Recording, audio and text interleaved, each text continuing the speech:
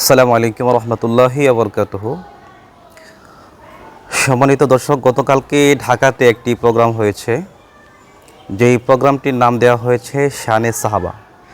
আসলে শানে সাহাবা বলতে আমরা বুঝি সাহাবা একরাম রেদওয়ানুল্লাহি তাআলা আলাইহিম আজমাইনদের শান, তাদের মর্যাদা বর্ণনা করা, তাদের মহত্ব, তাদের ভালো কাজগুলো যেখানে আলোচনা করা হয়, সেই মজলিসের নাম হচ্ছে শানে সাহাবা। কিন্তু আসলে গতকালকে জাতীয় উলামা মাশায়েখ আইম্মা কর্তৃক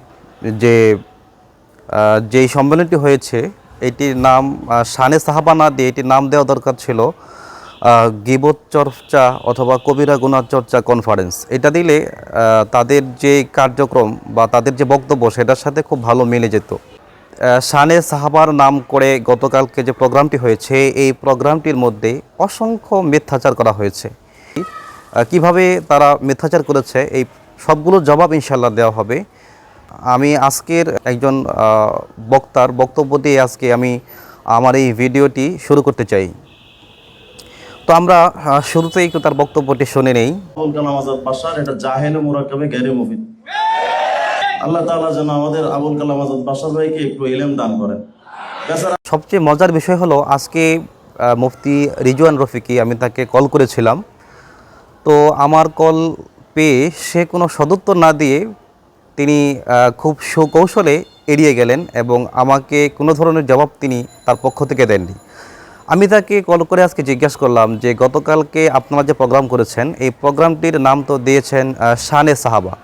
তো শানে সাহাবা এই ব্যানারে প্রোগ্রাম করে আপনি ডক্টর আবুল কালাম আজাদ বাশার হাফিজাহুল্লাহ সম্পর্কে যে একটি বাক্য আপনি উচ্চারণ করেছেন, তো এই বাক্য দ্বারা বা এই বক্তব্য দ্বারা সাহাবা একরামের কোন শান বা সাহাবা একরামের কোন মর্যাদাটি বৃদ্ধি পেয়েছে, যদি আপনি একটু আমাকে সবিনয়ে যদি একটু উত্তর দিয়ে আমাকে জানাতেন।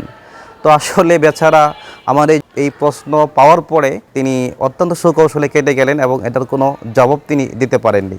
আসলে আমি আপনাকে একটু বলতে চাই যে আপনি আপনার বিভিন্ন ভিডিওতে এবং আপনার ফেসবুক পেজে ডক্টর আবুল কালাম আজাদ বাশার হাফিজাহুল্লাহকে আপনি ওপেন চ্যালেঞ্জ করেন বহস করার জন্য।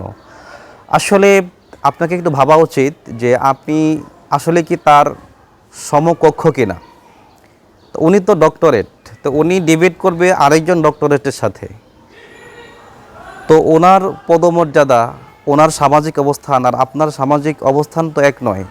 কাজেই এরকম যারা হচ্ছে এলেম খেয়ানতকারী যারা রয়েছে, এ ধরনের উগ্রবাদী বা এই ধরনের উগ্র ব্যক্তিদের সাথে আমাদের ডক্টর আবুল কালাম আজাদ বাশার হাফিজাহুল্লাহ তার সাথে বহস করা বা তার সাথে কোনো ধরনের মুনাকাশা বা আলোচনা করা, এটা আসলে তার পক্ষে যায় না।